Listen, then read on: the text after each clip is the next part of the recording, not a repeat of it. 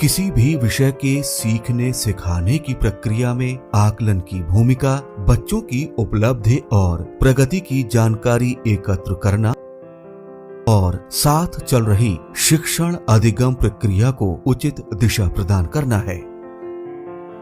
आकलन औपचारिक और अनौपचारिक दोनों प्रकार की गतिविधियों के माध्यम से किया जा सकता है।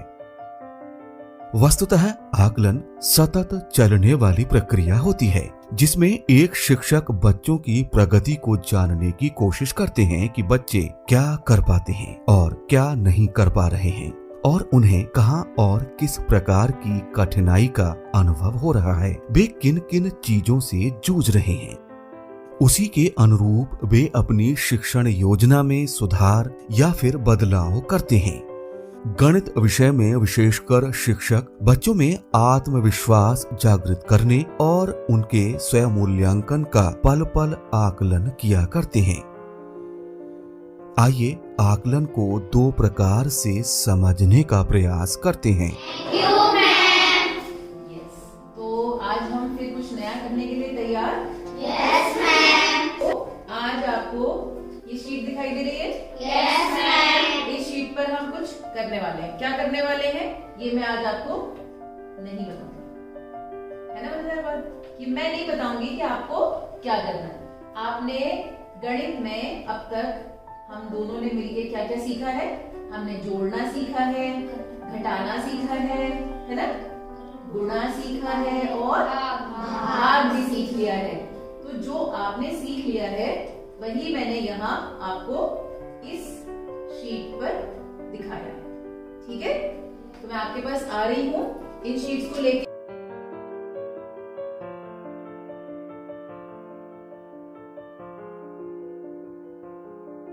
यहाँ आपने देखा कि शिक्षिका ने बच्चों के सीखने के स्तर को जानने के लिए आकलन हेतु परीक्षा ली।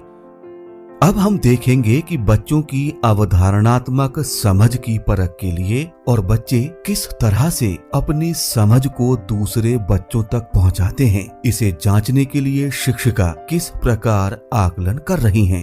आपकी और आपकी ठीक है। अब जरा आप लोग जल्दी से एक दूसरे से बात करते हुए, एक दूसरे से समझते हुए इन प्रश्नों के हल करेंगे। चलिए आइए करिए। मिलाकर कितना होता है?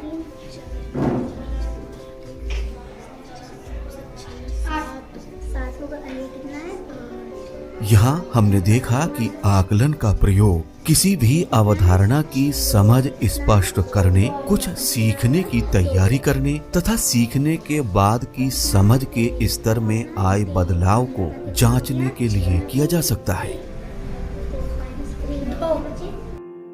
यहाँ ध्यान रखना होगा कि आकलन करते समय 3 तरह की समझ के स्तर को देखा जा सकता है, जिसमें सबसे पहले है सतही समझ का स्तर, दूसरा गहरी समझ का स्तर और तीसरा तथा अंतिम है ज्ञान के अनुप्रयोग करने के स्तर पर।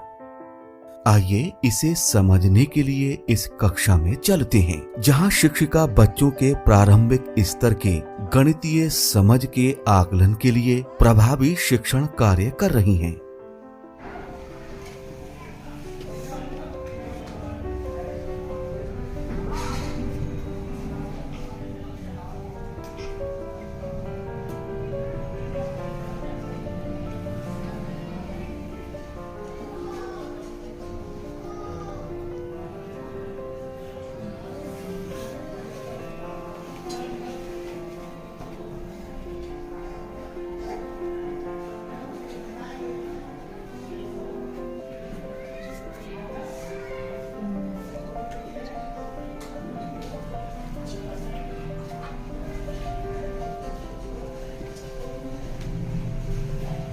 यहाँ हमने देखा कि बच्चों को सबसे पहले पैटर्न और उसके नियम को पहचानना आना चाहिए, फिर उन्हें नियम के आधार पर पैटर्न का विस्तार करना और फिर इसे आगे बढ़ाना आना चाहिए, जैसा कि बच्चे ने किया। आकलन सिर्फ परीक्षा या फिर मासिक टेस्ट की बजाय कक्षा में हर रोज होना चाहिए। आइए देखते हैं। बनाएंगे। पहला ग्रुप होगा आप 4 बच्चों का, ठीक है। आपका ग्रुप नंबर 1, ग्रुप नंबर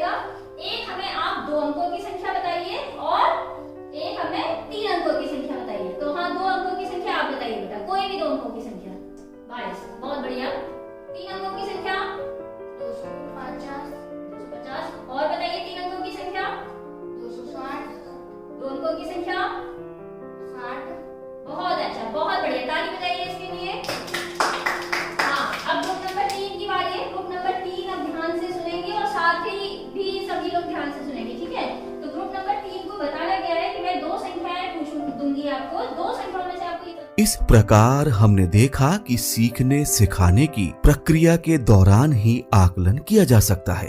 भाषा शिक्षण के अनुसार गणित में भी हमें बच्चों के सीखने के आकलन का रिकॉर्ड शिक्षक फाइल या पोर्टफोलियो के रूप में रखेंगे। आइए इस कक्षा में चलते हैं, जहां पर शिक्षिका बच्चों का आकलन करते हुए रिकॉर्ड भी बना रही हैं। सैकड़े तक की संख्याओं को पढ़ना सीख लिया है।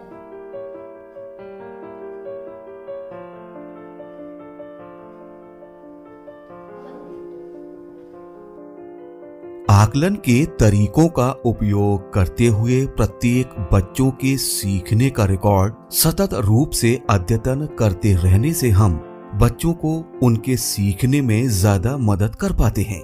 बच्चों के सीखने का रिकॉर्ड हम प्रारूप बनाकर अपने पास रख सकते हैं, जिससे हमें आगे मदद मिलती रहती है। इसके साथ ही स्कूल या कक्षा के समग्र आकलन कक्षावार चार्ट पर प्रदर्शित करते रह सकते हैं। प्रेरणा तालिका में लर्निंग आउटकम को अंकित कर हम सभी ये जान सकते हैं कि किस बच्चे ने क्या सीख लिया है और क्या सीखना बाकी है। इस प्रकार से हम बच्चों के उपयुक्त प्रकार से सीखने सिखाने की प्रक्रिया और अवधारणात्मक समझ पर कार्य योजना बनाते हुए शिक्षण कार्य को रोचक ढंग से कर सकते हैं।